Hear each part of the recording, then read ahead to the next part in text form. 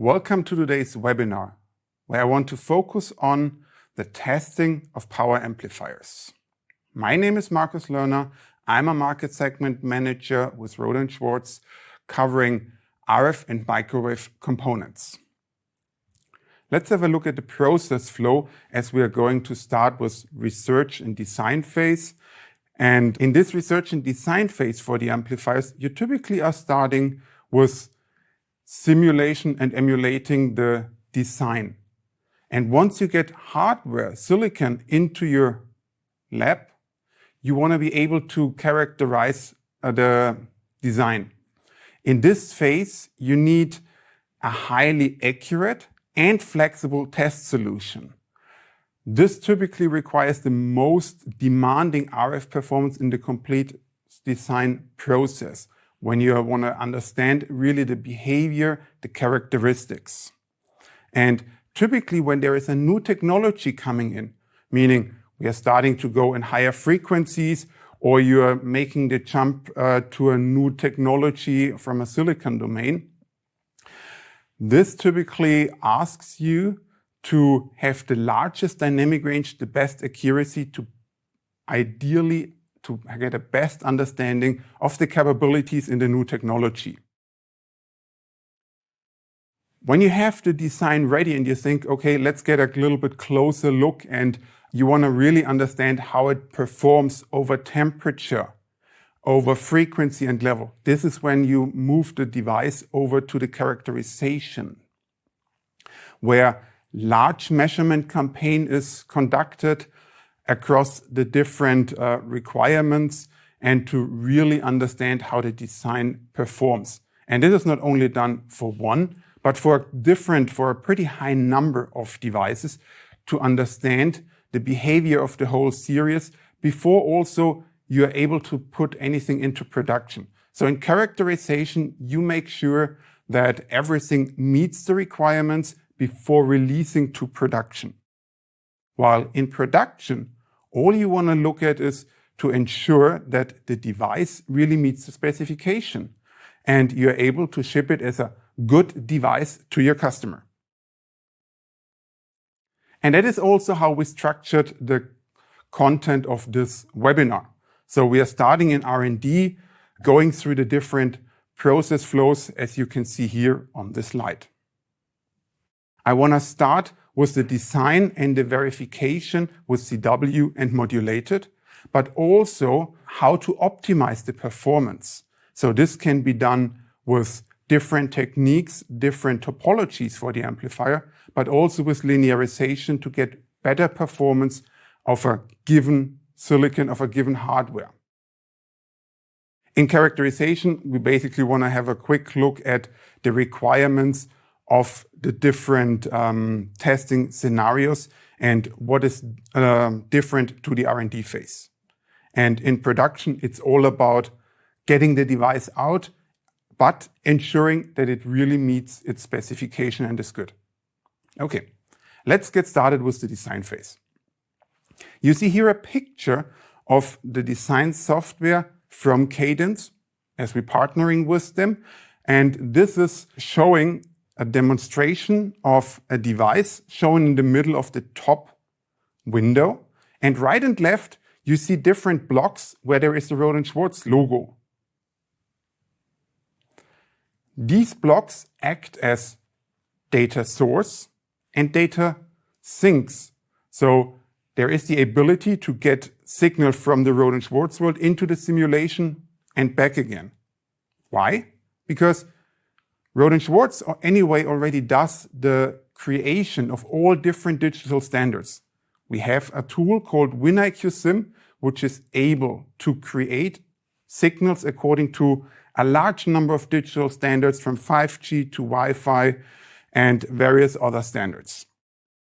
And these signals can be transferred into the Cadence Visual System Simulator, or in short VSS, where it's being used for simulation to go through the different blocks in the design. And the result is then transferred over to the Rohde & Schwarz VSE, which is a signal analysis software, where you can have a look at the modulation performance going through the complete simulation already. On top, already in simulation, this collaboration also enables you to get an early understanding about the linearization capabilities of your design, as it adds the ability to run a direct DPD linearization in conjunction with the simulation. We have a dedicated webinar already on this available. Now, when we look at the design in the simulation phase, you want to understand how does this correlate to real hardware measurement. And the good thing here is, as we are using WinIQ as well as VSE in conjunction with the Cadence software, and those two tools, WinIQ and VSE, are using the same calculation methods, the same algorithms as we also use inside of the instruments, inside of a vector signal generator and a vector signal analyzer. So there is already a direct correlation given by using exactly the same methods. And you can basically replace then the simulated world with the real hardware. As we are moving on, getting hardware into the lab, let's have a look at the real hardware verification and characterization. Now, there is a lot of topics to be measured, to be addressed, and ideally, we want to have one tool to measure as much as possible in order to simplify the testing process. There is a long list of different RF parameters shown here, from frequency coverage to power consumption, to understand the gain, the amplification characteristics, all the way to noise figure. Ideally, all of this can be done with just one device, kind of like a Swiss Army knife. The good news is that all of the above can be acquired, can be verified with just one tool, a vector network analyzer. Many of those items are directly derived from S parameter, highlighted right now. And S parameter is the basic measurement a vector network analyzer does. When we look at compression point and power added efficiency, what is the measurement we want to do here? We want to understand the maximum output power versus the useful power range. Why do we differentiate? Because the maximum output power is already way into saturation.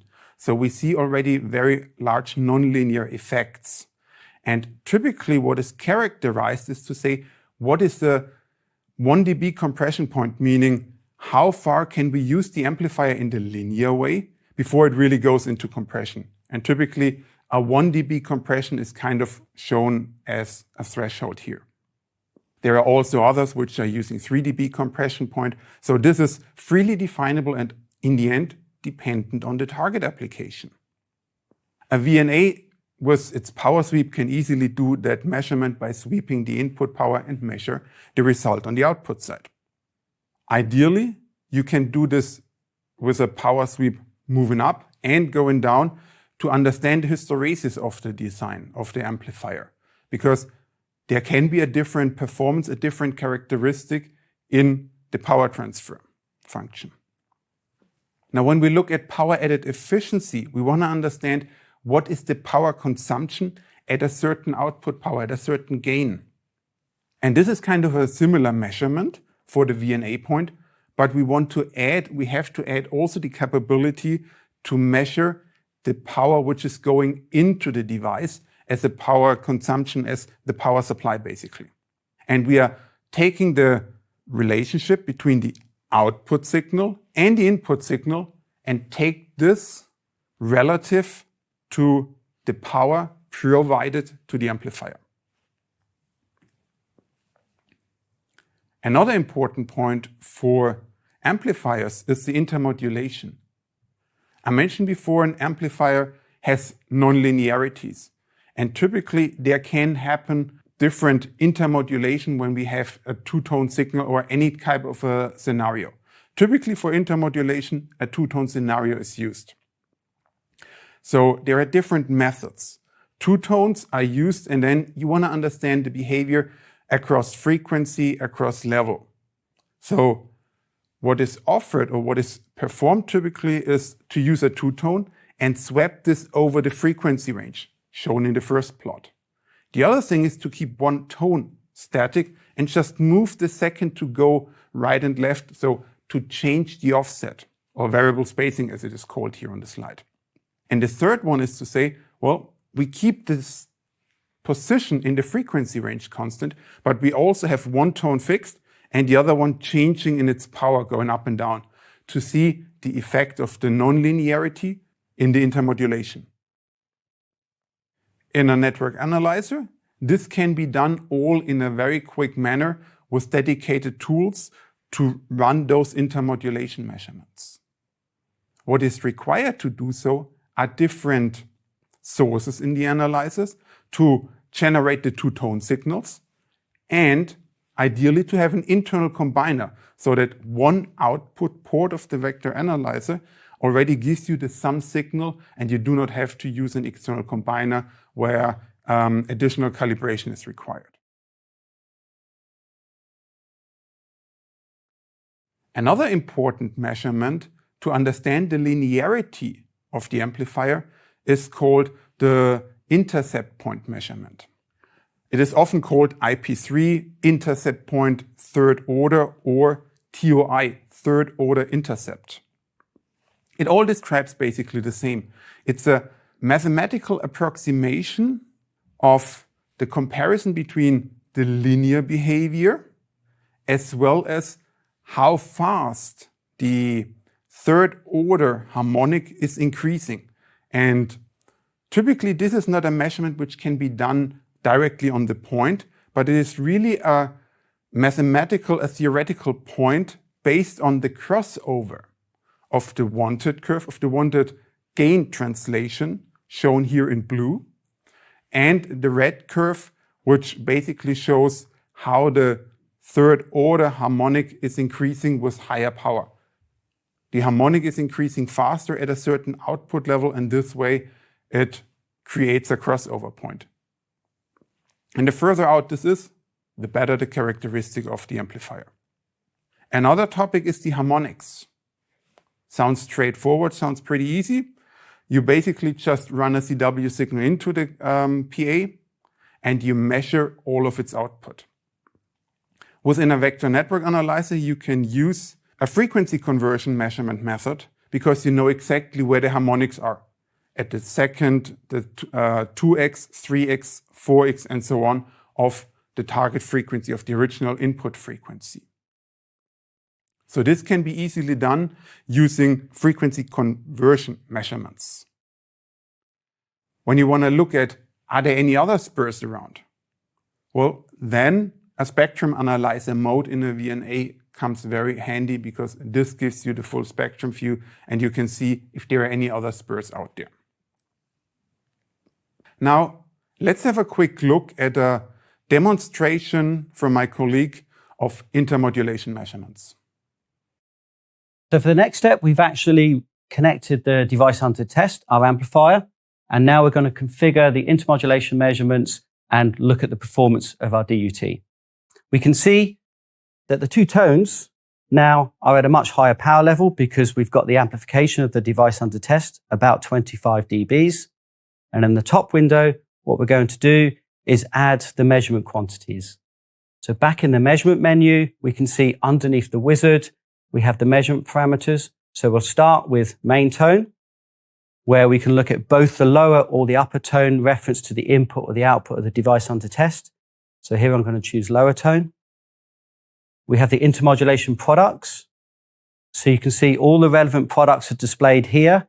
In this particular example, I'm just going to choose the third order lower tone. And then the intercept points shows in exactly the same way. And here I'm going to show the third order intercept point reference to the lower tone.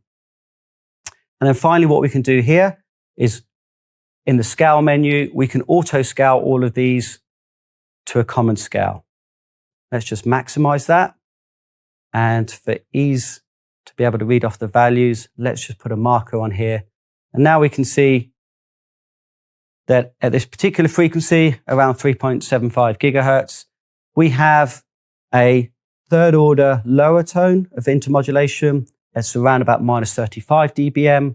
And then from that, we can calculate the intercept point. In this particular case, then that's around about 38 dBm. Another very important characteristic of a power amplifier, or also of a low noise amplifier, is the noise figure, or also called noise factor in the linear world. What is behind this? The noise figure basically describes the added noise by the amplifier itself. Let's have a look at an example shown here on the slide. On the bottom left, you see an input signal with a certain signal strength, and there is always some background noise. Now, when this signal goes through the amplifier, everything is amplified with the gain of the amplifier. So the signal is amplified as well as the wideband noise. Unfortunately, the amplifier itself also adds some wideband noise. This results in a limited dynamic range, limited signal to noise ratio, shown on the right plot with the red arrow showing that the signal to noise ratio is a certain way reduced compared to the input signal. Obviously, this should be as small as possible. The added noise by the amplifier should be as small as possible. And especially when we are talking about low noise amplifiers, often used in the receive path of an RF design, the noise figure should be as low as possible.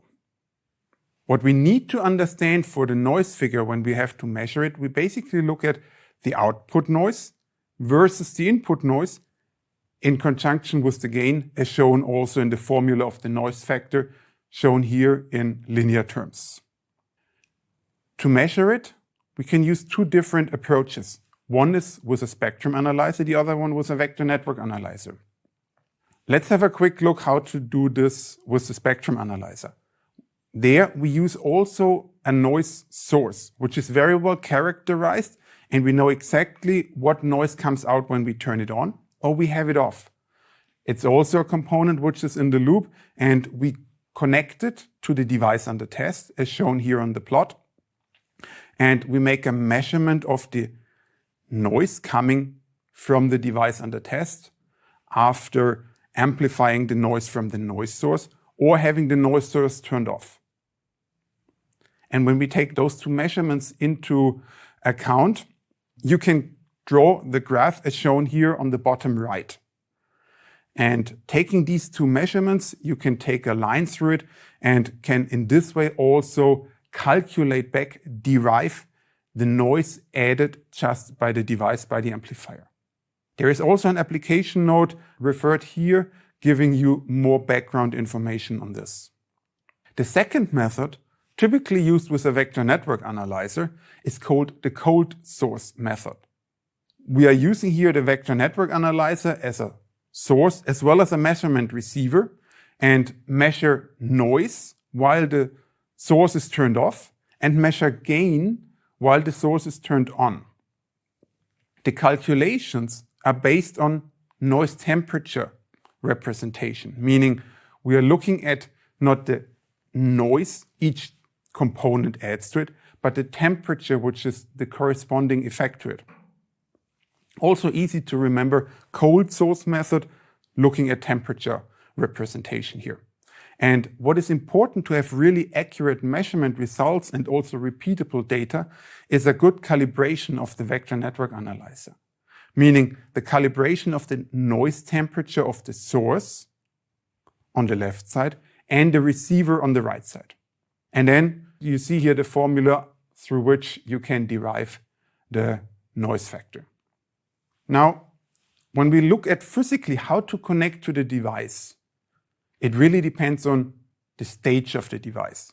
So in the very early stage, when you do the silicon on wafers, you want to do probably already the first different characterization before putting it into different dies, sewing it, separating the different modules, and packaging it. So the first step typically is on wafer testing and wafer verification. focus for this is at first to understand that the wafer run really was successful and is working as expected. This is typically done using DC, so kind of voltage behavior, as well as some basic RF parameters. This is done together using manual or different stages of automation wafer probers in order to connect to the DUT on the wafer. When you want to make RF measurements and on an amplifier, typically the RF amplifier gets warm when it's being used. And when you think about the amplifier in a full stage, there is some cooling. Obviously on a wafer, there is no possibility for cooling. So we need to take care on the signal path already not to overheat the device. And that is why we are focusing not on standard S parameters, but on pulsed S parameters in order to limit the self-heating of the device. The other topic is when we look at on-wafer, typically there is no matching network around it. So load pull, meaning to optimize, to set a certain impedance on the input and on the output, may be important. So very often on-wafer testing is done in combination with load pull measurements. We partner here with the leading companies in the on-wafer testing with MPI or form factor. I just mentioned load pull. What is it really? In the end, you can use tuners in a classic load pull design to create a certain impedance on the input and on the output. They are typically used, as shown here on the block diagram, in between the vector network analyzer of a test instrument and to the device under test. And there can be different methods as passive and active load pull. It is important to understand here why we want to use it, because the transistors, the core of our amplifier, are highly dependent on its load impedance on the input or on the output. Load pull allows us to basically provide any kind of an impedance to the device under test we want and to understand the behavior across different impedances, but also to match to a 50 ohm world. So what can we get out of it really? PAs are typically used in the nonlinear range, where they start to compress, because in this area they offer maximum power and best efficiency. Unfortunately, in this area, small signal characterization of the PA are not valid anymore. Because of nonlinear effects, the behavior changes. But we still can measure with a VNA the vector wave quantities describing the performance and the characteristics of the device. And also, similar to on-wafer testing, a raw PA die and also the inside of an MMIC are typically not 50 ohm devices. But the whole world and all the RF design is typically based on a 50 ohm design. So there is a matching network required. In order to characterize the device, load pull is building the bridge between the 50 ohm world and the non-50 ohm world, or between the device under test and its target surrounding.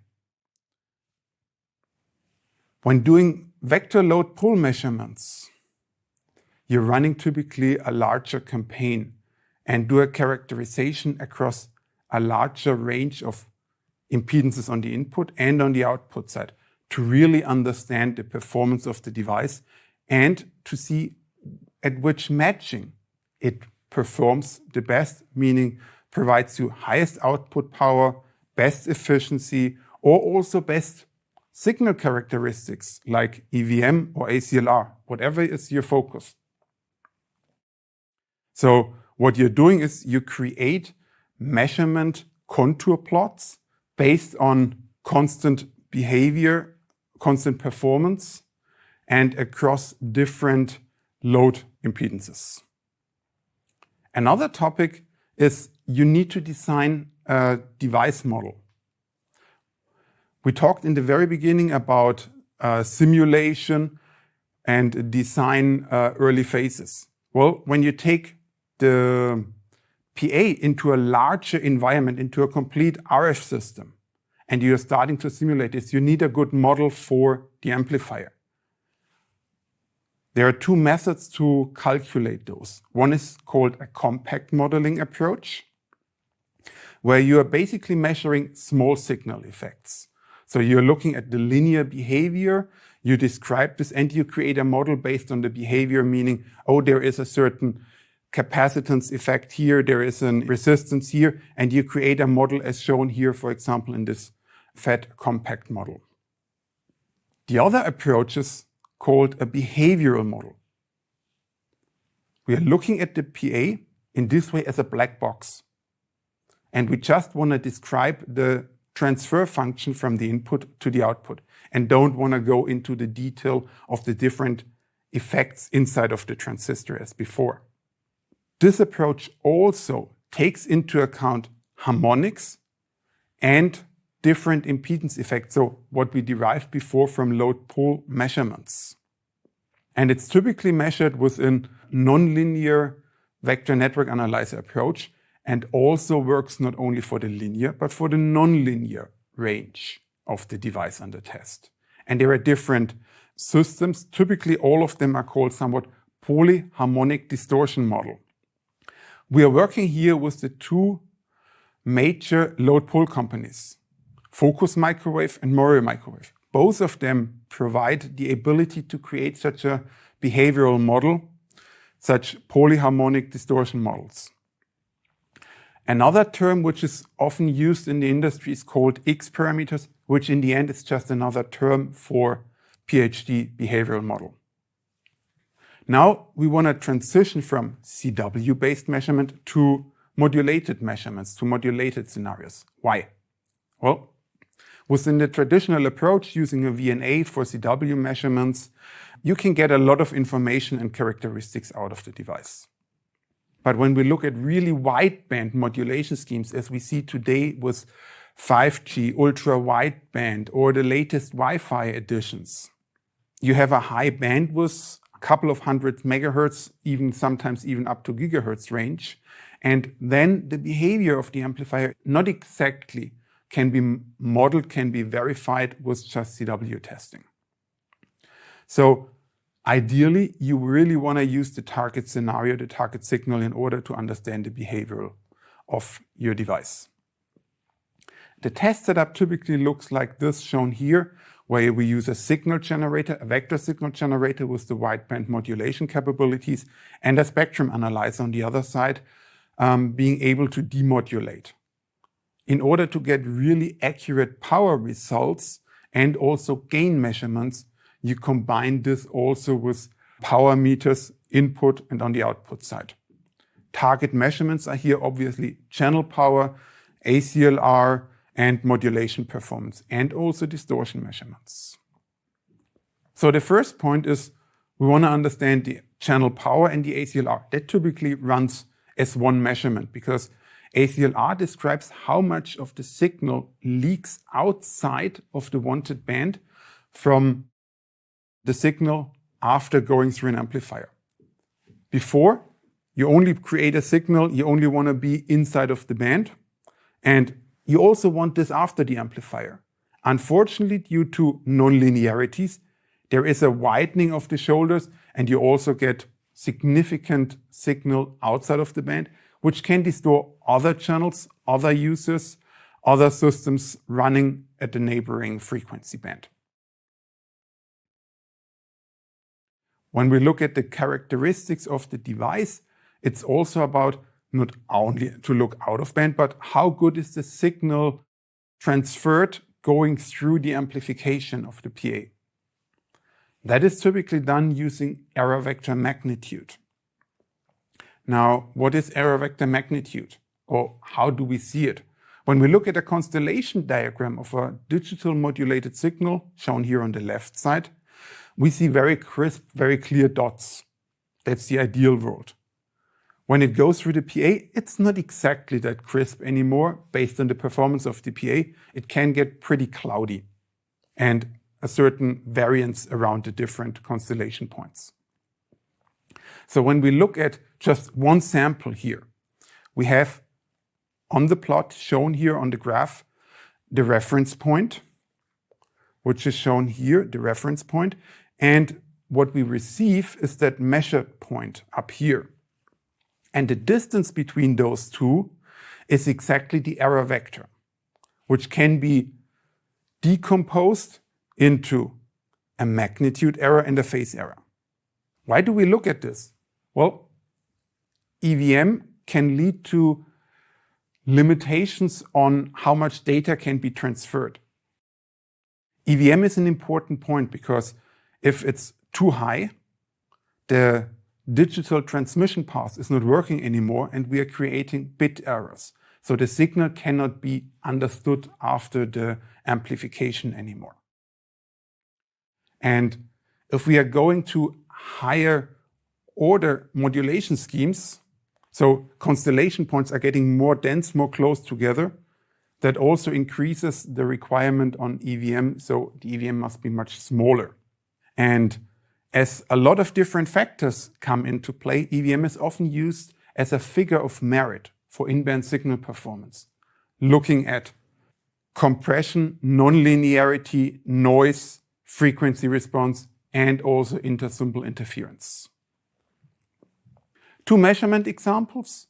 On the left side, pretty clean, very nice, clearly dotted points for a QPSK. On the right side, with a significant EVM of around 5.5%, you see already that some clouds are there. In this scenario, no problem, enough distance between the constellation points.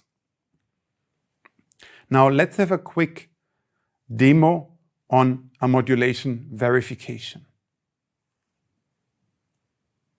I promised to speak a little more about what we're seeing here about the characterization. And let's just start with the screen on the upper left-hand side. That's just a spectrum view. In yellow, we see the output signal. In green, we see the reference signal. So that is what's going into the device under test. And here already we can see, looking at the yellow trace, we definitely have nonlinearity there. We see the shoulders, and that's clearly a sign of increased adjacent channel leakage ratio, or ACLR. And that's typically because we have a nonlinear device in the chain. On the upper right-hand side, I did configure the result summary to show a few typical data points. Raw EVM or EVM as a general measure of how well the output signal resembles the input signal. And then more important for the power amplifier, we have the input power, the output power, a gain.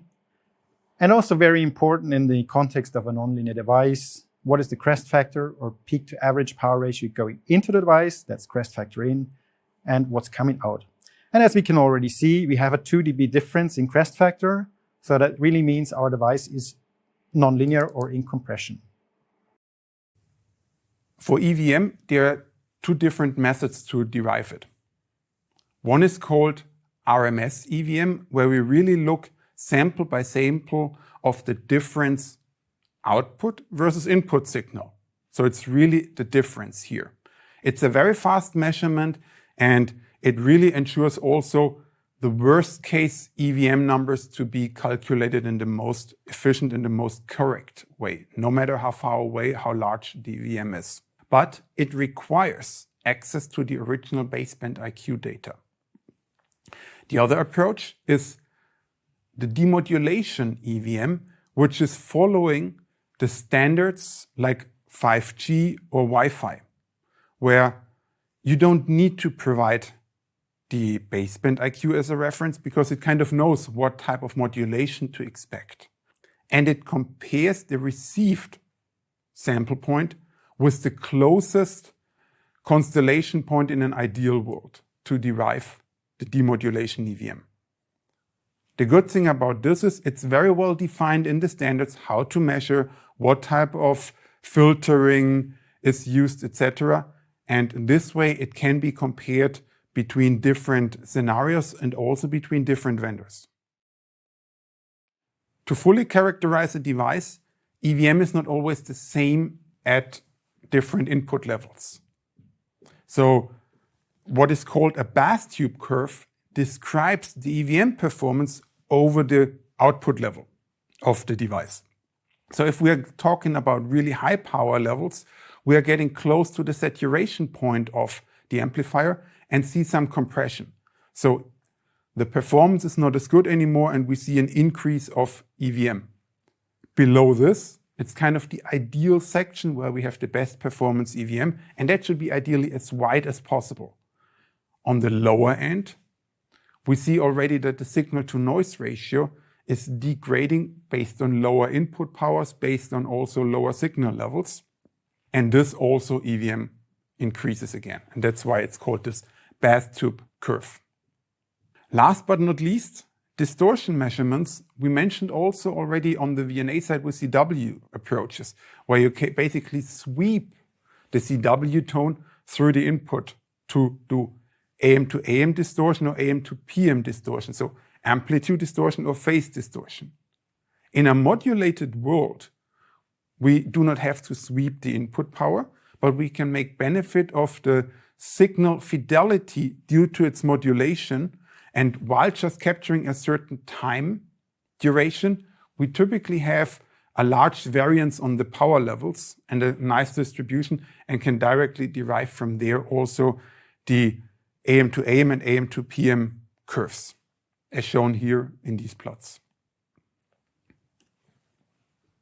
Now let's move on and have a look at the different ways to optimize your power amplifier design.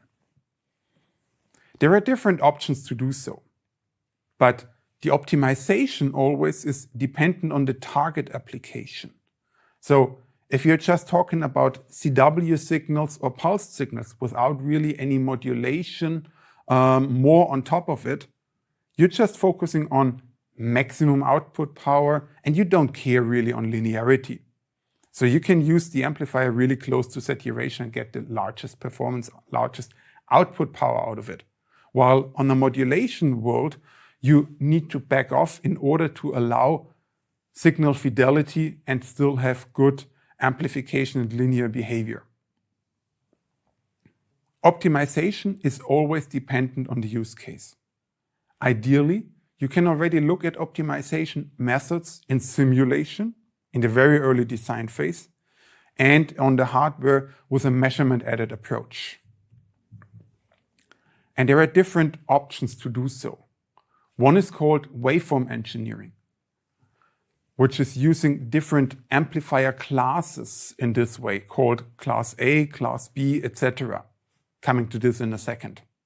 The other method is a user-defined crest factor reduction, where you basically cut off some of the peaks in order to make it easier for your amplifier. Also, a common scenario is to use different topologies. For example, envelope tracking, Doherty scenarios, Doherty amplifiers, or just lately, they are starting to look more and more into load modulated balanced amplifiers, LMBAs in short. And not to forget linearization, which can be done, for example, with digital predistortion. When we talk about waveform engineering, we're basically talking about different amplifier classes like class A, class B, etc. It is defined by the time duration it is conducting power. And the longer the conduction angle, so the time it is conducting power is, the more linear the amplifier acts. But the lower the efficiency is. We see this in the table below. And on the right side in the diagram, we see kind of the different classes and its duration conduction angle based on a sinusoidal input. Another optimization method is crest factor reduction.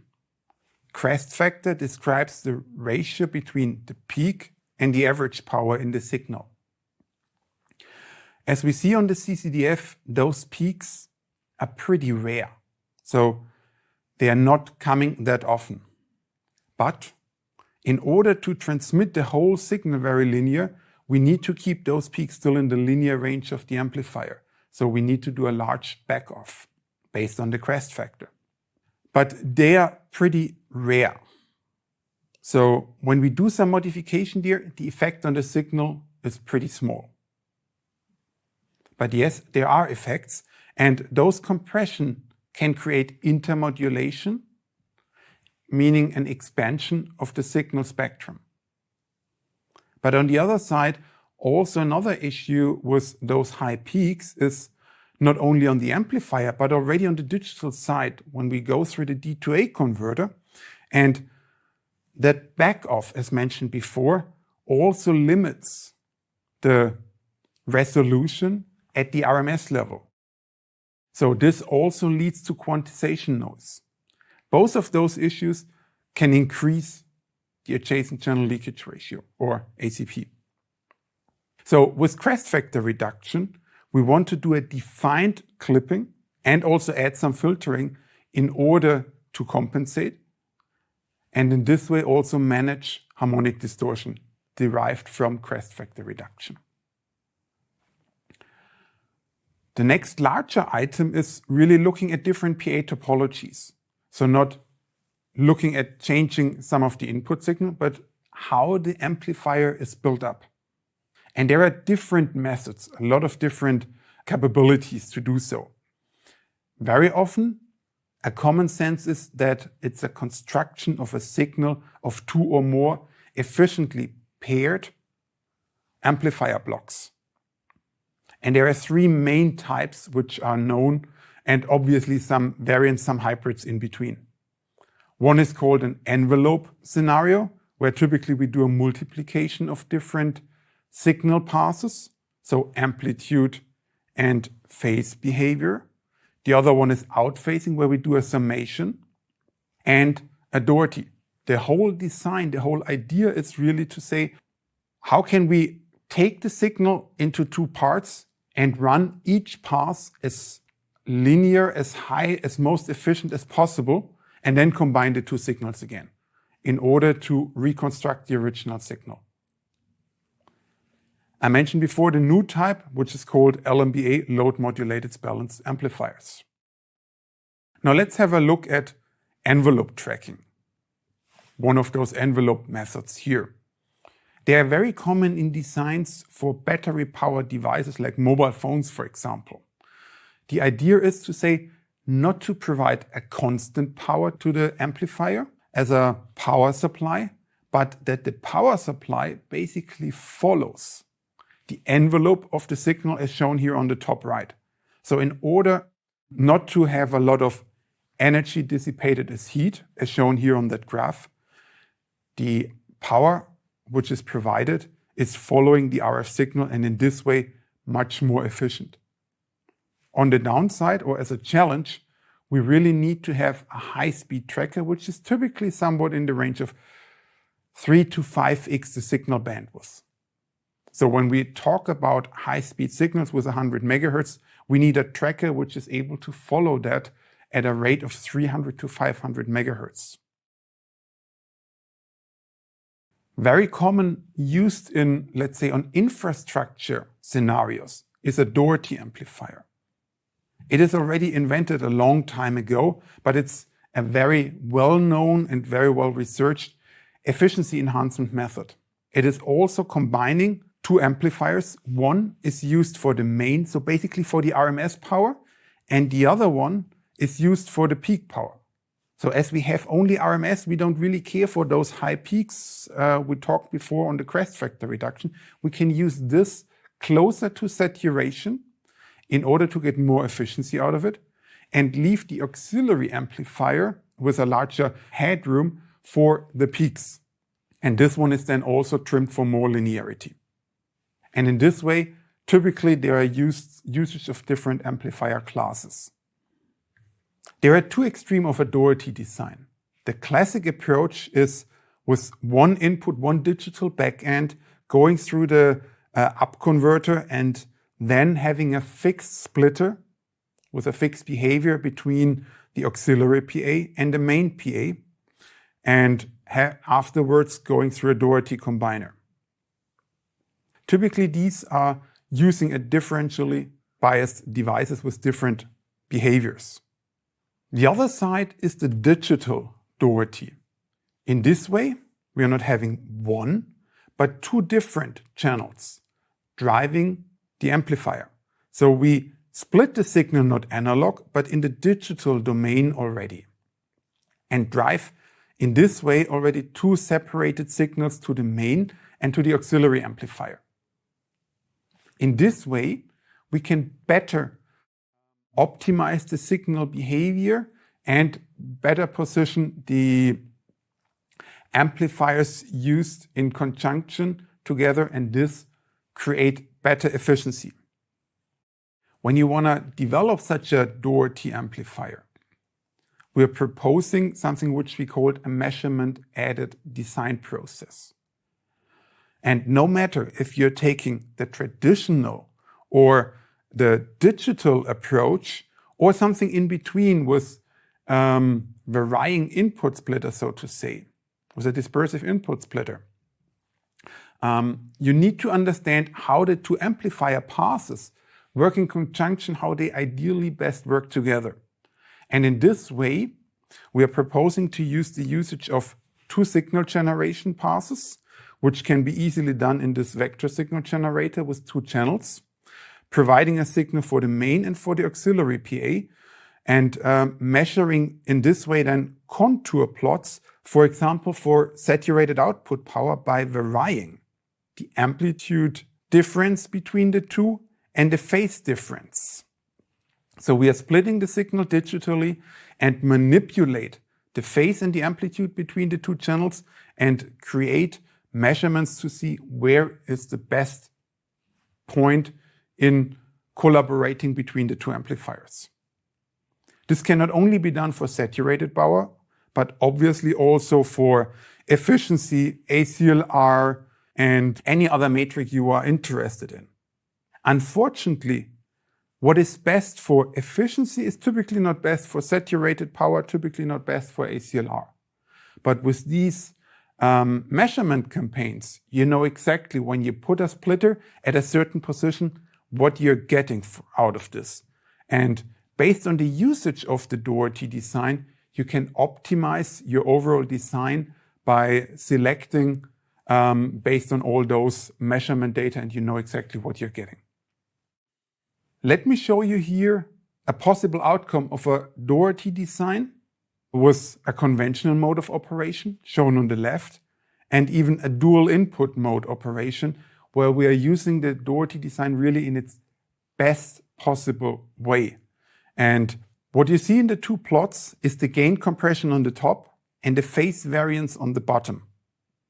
Ideally, on the phase variance, you want to have it as flat as possible. And on the gain compression, you want this to be put out as much as possible. So you want to have a linear behavior as long as possible. And the dual input mode shows you more than a dB of extending the capabilities. So this enables you to say, well, I can better spec my device, or I can take a different device with the same setup and a smaller device, so to say, and save energy, save power in this way, also save cost. And another possibility would be I leave the specifications as they are for performance, but extend the bandwidth over which they are possible. Talking about increasing bandwidth over which a certain performance is possible, that is also one reason why more and more are starting to look at load-modulated balanced amplifiers. It's a new topology where typically, again, two amplifiers are used in a balanced performance, so two balanced amplifiers, plus a control signal power, which is injected on the output, which is creating our load modulation, so to say. And this concept offers really large bandwidth coverage, even all the way up to 100%. Unfortunately, the power which is coming in from the CSP port is going directly through and needs to be very linear. So it has a high requirement on that CSP input.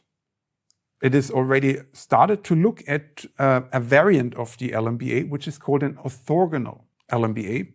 And this uses a different input for the control signal, not on the load side, but also on the input side on the left, so to say, and adding a fixed or a tuned load on the output.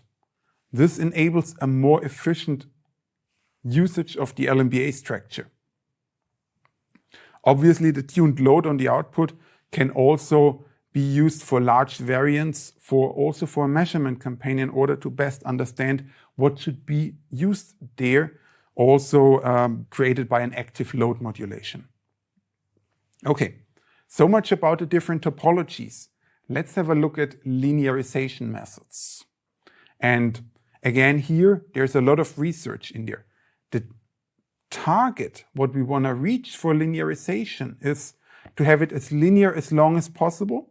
So AM to AM should be really like a flat line until we hit something like a brick wall. So it doesn't get any further. We are really at the saturation point at the amplifier. And the AM to PM, also there is no distortion. So again, here a flat line. Different methods are out there: Cartesian, polar feedback, analog, digital predistortion, and feed forward. A lot of them have been researched. I want to focus here then a little bit more on the digital predistortion because this is what is used very commonly nowadays. The benefit of having digital predistortion in such a scenario is also that it allows us to use more variance, more flexibility on the topology, because some of those topologies, including LNBA, show certain interesting special behavior when transmitting a signal, and these can be compensated with digital predistortion. So there is a close collaboration ideally given between those two in order to get best efficiency. So predistortion really is done in a way to compensate the DUT performance, the DUT characteristics. In the plot here, we see with blue the performance, the classic compression curve of an amplifier. Red is what we would like to see, and with those orange dotted line, we see the DPD manipulated input signal in order to compensate for the distortion, for the saturation of the amplifier. So if we want to use an amplifier close to compression, where efficiency is highest, but nonlinearity also is highest, so we need to compensate, we need to use any sort of linearization. So ideally, when you're designing a PA, you want to understand how well you can linearize this. How good can my PA behave with a EVM characteristic or with ACLR when we have proper predistortion? Typically, predistortion is not the main skill set in this environment when we are designing amplifiers, but we need to understand it.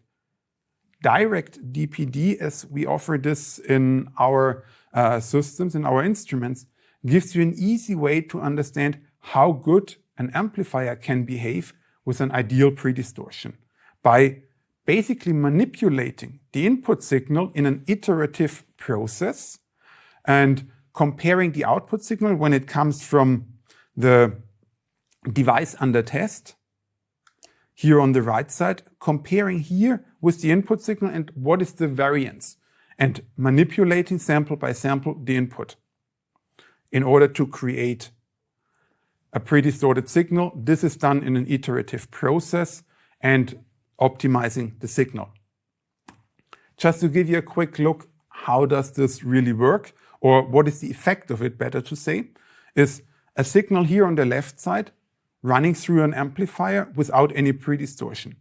We see a pretty widely spread phase distortion at the bottom and some compression on the AM-AM curve, and we also see a pretty significant EVM in the range of 7 dB on the left side. When we go through predistortion on the right side, we see a significant improvement on EVM and also a significant improvement on the distortion plots at the bottom. The same is true when we look at the ACLR performance. The channel power outside the channel power is significantly improved by predistortion. Now, let's have a quick look at how this DPD works in a live example. Now let's quickly do a direct predistortion. As Marcus mentioned, for the beginning, our first DPD, it's not going to use any algorithm. It's going to be an iterative approach. I just picked, by intention, 5 iterations for now. And I'm not going to speak about the other power and linearity configuration parameters I'm using. That's going to be another webinar. What we're doing here is we're running 5 iterations. We're comparing the measured signal against the reference signal, and we're changing, or let's call it pre-distorting, the sample by sample of the waveform. And we then call that the pre-distorted waveform. We upload the pre-distorted waveform and repeat the whole cycle 5 times. Okay, so let's start our direct DPD. And you can see the iteration counter going up to 5 here in the upper right-hand side. And at the same time, we should see all the curves flattening out, basically compensating the nonlinearities as well as the frequency response. And if you look at the frequency responses, both in magnitude and phase, you can see perfectly flat lines now. Also, if we look at the phase versus input plot, it's nice and linear and flat now. And if you look at the AM plot, you can see it's nice and perfectly linear up to a certain point. And then, as previously mentioned by Marcus, we have a sort of hard clipping. This can have 2 effects. It can be a configuration of the direct DPD configuration, or it can be simply the saturation point of the power amplifier. Now let's move on to device characterization. In R&D, we were looking and testing for design goals, to reach the design goals. In characterization, we want to ensure that not only one device or a small sample meets the design goals, but a larger sample before we release the product for production. So what we are looking here for is to verify on a larger scale, on a larger amount of samples, and to verify also the datasheet performance figures and even more, to better understand the characteristics of the device over frequency, over level, and also over temperature. So it's a larger measurement campaign, which is typically fully automated. And it also includes to get a certain of life cycle testing included to understand the durability of the design. The test requirements for the RF characteristics are basically very similar to what we've done already in research and design. In characterization, we are looking at the same RF matrix as in research and development, and this way also we need a similar test setup from the function block point of view. So here we show on the plot a network analyzer to do CW measurements, to do also matching measurements, and on the other side we have a signal generator, vector signal generator and vector signal analyzer for the modulation measurements. And obviously also a power supply, which is also able to measure the power consumption going into the device for efficiency measurements. Active devices call for a diversified characterization using CW and modulated tests. And typically they are done, as shown on the last slide, with different instrument setups, vector network analyzer or vector signal generator, vector signal analyzer on the other side. And both have their pros and cons and their strengths, their individual strengths. In a complete characterization setup, sometimes even both sides are used, or often even both sides are used. And in this way, then there might be a change in connection by a standard setup or a switching in between them. Not ideal. The goal should be to have one connection and run all the different testing. That also enables you to run the testing in a faster, more smoother way with a higher measurement speed, because we are doing a large measurement campaign and typically this can take quite some time. Using a calibration as we use in the VNA also for the modulation part would give us also more accuracy on EVM with something which is called a vector-corrected EVM. And in this way, it is also optimized with one connection for automated testing because there is no manual recabling needed. So how can this look like? What we're proposing here is a combination of the setup with the signal generator on the left, signal analyzer on the right, and the VNA at the bottom. The connection between them is using a coupler, and once everything is calibrated, you can run all the different measurements in an automated setup with the individual instruments with best characterization capabilities as we have calibrated out the effect of the coupler all the way down to the DUT port, not only for the VNA, but also for the signal generator and analyzer.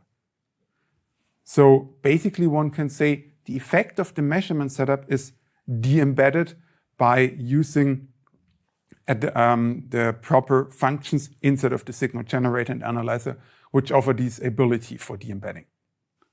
In lifecycle testing, typically we do also stress testing using defined HALT techniques, highly accelerated lifecycle tests, as they are called, doing stress with vibration, temperature, humidity, but also with a high input power.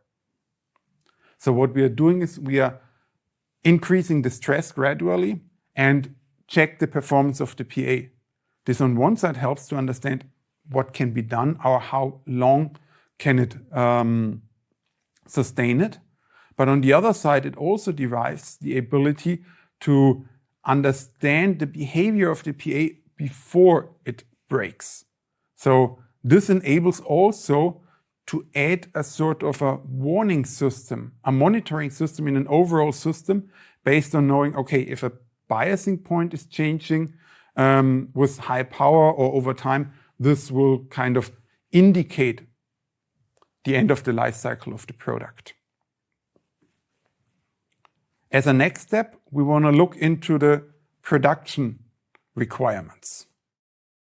Well, in production, it's not really about measuring accurately each component. It's about ensuring proper functioning of the components and meeting the target specifications. While the focus is on the throughput and on the speed of measurements for reducing the cost. And in this way, repeatability from one sample to the next is more important than absolute level accuracy or absolute measurement accuracy. Testing in production is typically done in two different stages. At first, testing is done on the wafer level, where we want to make sure that the wafer run is successful before we spend the additional money for dicing it, putting it into dice, and even packaging for final testing. And then this is the full RF testing in the packaged device typically conducted. The test procedures which are followed are kind of often based on the characterization testing. So what we are doing is we don't want to go obviously through the full process, but it's a very much limited set of characterization tests which is also used in production. So where we are looking at critical performance points as well as also classic analog and digital behavior of a MMIC, for example. So we want to understand at a certain output power, what is the power consumption? And if those two match to what we learned in characterization, what a good device performs, then we know that this device works and is according to specifications. Parallel testing is an important topic in order to increase throughput by using multiple devices at the same time. Multi-port test instruments, like shown here, a multi-port vector network analyzer, enable really multi-site tests in parallel as they are offering multi-receive passes or multi-transmit passes in one instrument. So it's not a switched approach where one after the other is done, but it's really testing in parallel in order to improve the throughput. In contrast to in characterization, in production, typically we want to focus on CW only or modulation only approaches. So there is no combination typically between VNA as well as modulation setup, but just one or the other in order to simplify the test setup and also to reduce cost. An important point in production is that typically we have also load boards and a more signal conditioning in between the device under test towards the input and to the output through the measurement receiver. So calibration all the way down to the DUT is an important topic, and also to run some sort of de-embedding of those effects. And the absolute accuracy is really just based on the calibration of the whole system. One downside, which typically comes in with longer cables, longer signal routings, is that, well, we are losing power there, unfortunately. We have signal losses, signal attenuation, and that means we are losing dynamic range. So it's a balance what we need to cover with measurement accuracy, what is needed, and also to still have enough signal to noise ratio to meet those measurement accuracies. But on the other side, to minimize the cost by taking, let's say, a more economic version of what was used in R&D, for example. And that's why really repeatability and reduced measurement uncertainty is important here in this way. And fortunately, higher output power or sensitivity can cope with this. Now let me summarize our webinar.